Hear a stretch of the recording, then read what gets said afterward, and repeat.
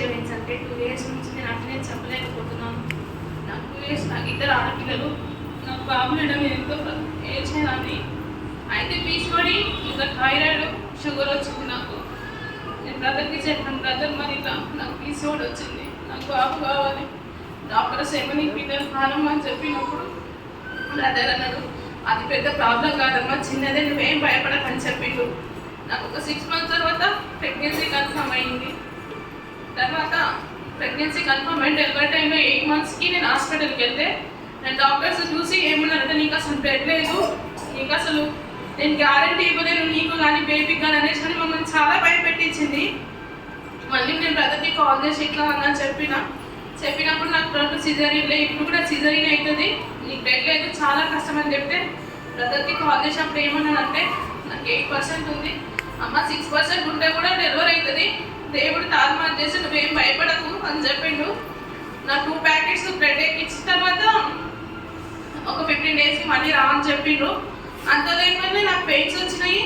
నాకు ఆ నైట్ మొత్తం బేబీకి హార్ట్ బీట్ ఎక్కువైపోతుంది, నీకు చాలా ప్రాబ్లం అవుతుందమ్మా అని చెప్పింది డాక్టర్స్. నెక్స్ట్ డేనే డెలివరీ ఆపరేషన్ చేసేసారు, కానీ బాబుకు నీకు మాత్రం గ్యారంటీ ఇవ్వలేదని చెప్పిండు. బాబుని మాత్రం నీలపల్లి కంపల్సరీ తీసుకెళ్ళాలి, బాబు నీ దగ్గర ఉన్నాడని చెప్పినప్పుడు నేను చాలా భయపడ్డాను. కాకపోతే ఆపరేషన్ చేసిన డాక్టర్ వచ్చి చెప్పి నాకేమనంటే, నీ బాబుకి ఏం కాలేదమ్మా, నీ దగ్గరనే ఉంటాడు, బాబు చాలా హెల్తీగా ఉండని చెప్పిండు. నేను అప్పుడు చాలా సంతోషపడ్డాను. మళ్ళీ ఒక 1 monthకి ఇంటికి వచ్చిన తర్వాత బాగానే ఉన్నాడు బాబు. నేను మళ్ళీ 1 monthకి బాబుకి ఏంటంటే మొత్తం న్యూమోనియా వచ్చేసి చాలా సీరియస్ అయిపోయింది. న్యూమోనియాలో నీలవలో అడ్మిట్ అయినాము. ఒక 10 days ఉన్నా, మళ్ళీ ఇంటికి వచ్చేసి ఒక 3-4 days ఉన్నాము, మళ్ళీ వెళ్ళిపోయినాము, మళ్ళీ సీరియస్ ఉందని. మళ్ళీ వెళ్ళిపోయిన తర్వాత మళ్ళీ ఒక 1 week ఉన్నా, మళ్ళీ తీసుకొచ్చినాము. మళ్ళీ తీసుకొచ్చిన ఒక్కరోజు ఇంటి దగ్గర ఉన్నా, మళ్ళీ సీరియస్ అయింది బాబుకి. మళ్ళీ నేను నీళ్ళ వల్ల తగ్గట్లేదు అనేసి అని నేను ఆ నైట్ 12 o'clock నేను గాంధీకి తీసుకెళ్ళి, నాకు తెలిసిన డాక్టర్ ఉంటే, నాకు తెలిసిన డాక్టర్ ఉందమ్మా గాంధీకి వెళ్ళండి, ఏ ప్రాబ్లం కాదు బాబుకి అని చెప్పిండు. బాబుని తీసుకెళ్ళినాక ఒక 10 days ఉన్నాము, హాస్పిటల్ అక్కడే ఉంది, చాలా సీరియస్ ఉంది, బాబు అసలు బ్రతకడు అనేసి అని చెప్పిండు. నేను బ్రదర్కి ఫోన్ చేసి, ఏం కాదమ్మా నువ్వు ఏం టెన్షన్ పడకని చెప్పిండు.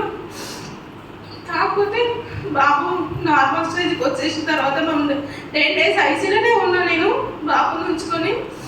మళ్ళీ నార్మల్ అయిపోయింది, మంచిగా ఉంది బాబు. ఇప్పుడైతే 1 year అయిపోయింది. నేను 1 year నుంచి సాక్ష్యం చెప్పలేకపోయినా, ఇప్పుడు కూడా చెప్పొద్దని అనుకున్న, భయం వేసింది.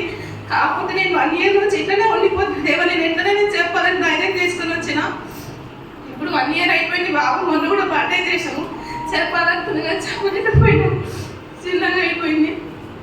ఇంకొక సాక్ష్యం ఏంటంటే, లాస్ట్ మంత్ ఒక లోన్ నుండి మాకు వచ్చిన సాలరీ మొత్తం బ్యాంక్ లోన్ వెళ్ళిపోయింది, ₹1 కూడా లేదు, చర్చి కూడా రావడం లేదు అనేసి చాలా భయపడి ఆ రోజు నాకు ఏం చేయాలో అర్థం కాక చర్చికి వచ్చినాం. చర్చికి వచ్చి బ్రదర్ కూడా ఏం చెప్పలేదు, ఇంటికి వెళ్ళిపోయినాము.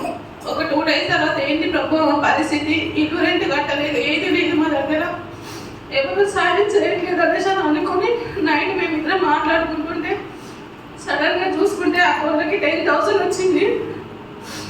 నేను అప్పుడే బ్రదర్కి కాంప్లైంట్ చెప్పిన. నెక్స్ట్ డే అన్న మేము ఆలోచించడం కానీ నీకు కూడా చెప్పలేదు, చాలా భయపడ్డాం మేమైతే. కాకపోతే అసలు ఎప్పుడు మా అకౌంట్కి చాలా డబ్బులు కట్ అయినాయి కానీ ఎప్పుడు రిటర్న్ రాలేదు. ఈసారి 10,000 వచ్చిందని అని చెప్పిన.